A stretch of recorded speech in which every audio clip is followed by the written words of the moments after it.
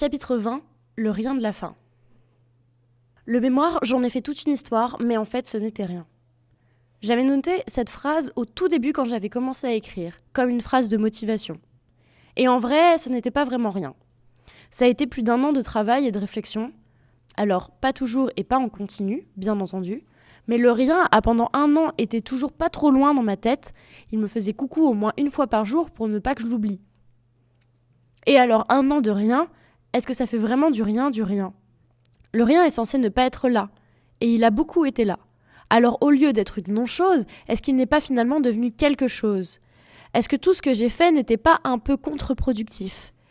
Est-ce qu'au lieu de parler du rien et de le valoriser, je ne l'aurais pas un peu fait disparaître ? Je ne sais pas, je n'ai pas la réponse. Je crois que finalement, le rien n'existe pas vraiment. Ou en tout cas pas dans notre réalité d'humain et d'humaine. Il existe là où on n'est pas, là où on ne parle pas de lui. Il y a toujours un peu de choses dans nos riens qui font que ce n'est plus du rien. Ça l'annule en quelque sorte. J'ai bien aimé quand mon amie Camille a dit que le rien, en fait, ce n'était qu'un outil de langage. Je crois que c'est vrai. C'est un concept qui sert juste à meubler les choses qu'on ne sait pas vraiment décrire, observer ou comprendre.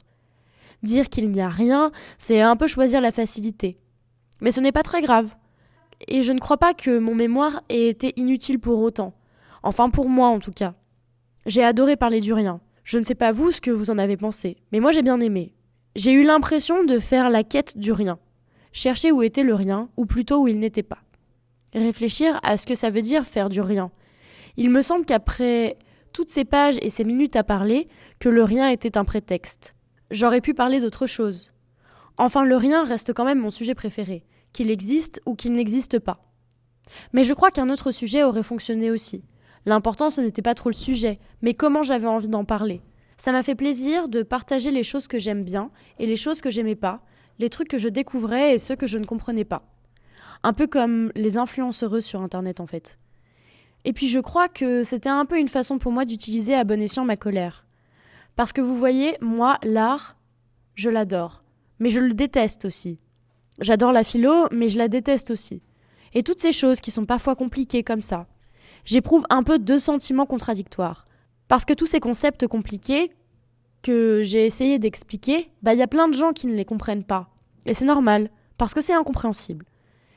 C'est des concepts faits et expliqués pour les artistes et les gens familiers et familières du monde de l'art, pas pour les gens qui ont un bagage culturel différent. Et alors ça exclut beaucoup de monde, c'est violent, et vraiment pas sympa.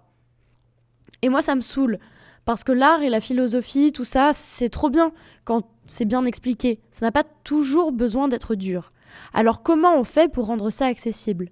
Moi, avec mon mémoire, j'ai fait une proposition. Ça vaut ce que ça vaut, c'est très loin de parler de tous les aspects du rien. J'ai parlé de ceux qui m'intéressaient vraiment et avec lesquels je parlais avec mon cœur. Et j'ai hâte de savoir si des gens auront été intéressés par ce que j'ai dit, ou si elles ont trouvé ça trop chiant, ou si elles n'auront pas compris. Comme ça, je pourrais me demander encore une fois comment faire plus compréhensible, comment faire de l'art une discussion ensemble, et pas que pour des groupes. Parce que c'est ça qui est réellement important à mon sens. Parce qu'avec l'art, la philosophie ou d'autres disciplines, on peut parler de 1000 choses. Ce sont des outils de compréhension et de communication d'une certaine vision du monde. Si ces perspectives du monde, tu ne la partages qu'avec les gens qui te ressemblent, ça n'a aucun sens. Mon mémoire représente pour moi l'occasion de poser vraiment ces mots dans ma tête et sur une feuille, et une première expérience de comment parler de l'art et de ces concepts de façon accessible pour en faire autre chose qu'une excuse pour se branler intellectuellement. Je pense qu'en suivant cette logique, il y a beaucoup de choses que j'aurais pu mieux expliquer, mais c'est un début. J'essaierai de faire mieux au prochain mémoire. Non, je rigole, il n'y aura pas de prochain mémoire. Au prochain truc que je ferai. On verra quoi. Je ne sais pas encore. Alors voilà, c'était le dernier épisode de cette série. J'espère que ça vous a au moins un tout petit peu plu. J'aimerais vraiment avoir des retours sur vos expériences d'écoute et sur votre interprétation de ce que je raconte. Sur ce, je vous fais des bisous et je vous dis à bientôt. À très bientôt.